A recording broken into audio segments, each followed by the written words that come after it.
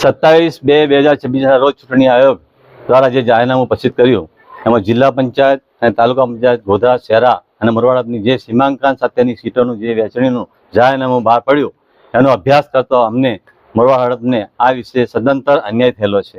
વિગતે વાત કરવા જોઈએ તો પંચમહાલ જિલ્લાની અંદર જે 27% અનામત અમારી બક્ષીપરની સીટો મળવા પાત્ર છે એમાં માત્ર 8 સીટો બક્ષીપરની ફાળી છે, 2 સીટો હજુ એમાં ઓછી પડે છે. ત્યારે ગોધરાની અંદર 27% મુજબ પૂરેપૂરી સીટો ગોધરાને મળેલી છે. શહેરાના પણ 27% મુજબ પૂરેપૂરી સીટો મળેલી છે, જે જાહેરનામાની અંદર સૌ કોઈ જોઈ શકે છે.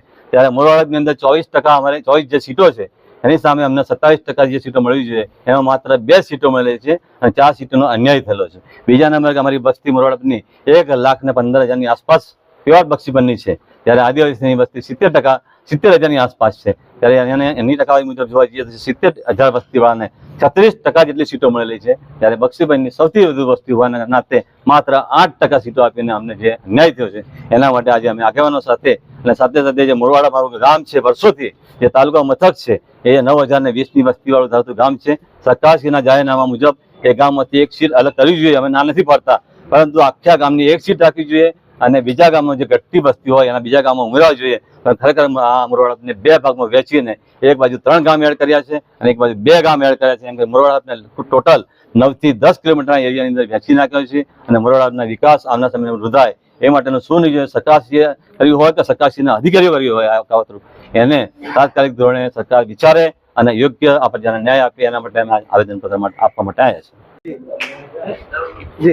જી આજે અમે માનનીય કલેક્ટર સાહેબને જે આવેદનપત્ર આપ્યું છે એમાં ખરેખર અમારા 4 તાલુકા જે એના કરતાં વધારે જે વસ્તી અને રિઝર્વેશન બક્ષીની જે વસ્તી છે એમાં ખરેખર અમને હળહળતો મોરવા તાલુકામાં અન્યાય થયો છે.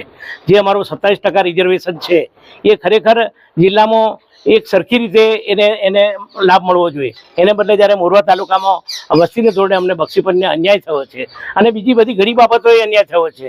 ત્યારે આજે અમે અમારા આદરણીય પ્રમુખ શ્રી વિજયભાઈ પટેલના નેતૃત્વ હેઠળ જ્યારે અમે આ એક આવેદનપત્ર આપ્યું છે માન્ય કલેક્ટર સાહેબે અમને મૌખિક કહ્યું છે સરકારશ્રીમાં મોકલી અને કંઈક ઘટતું થાય એવી વાત કરી છે.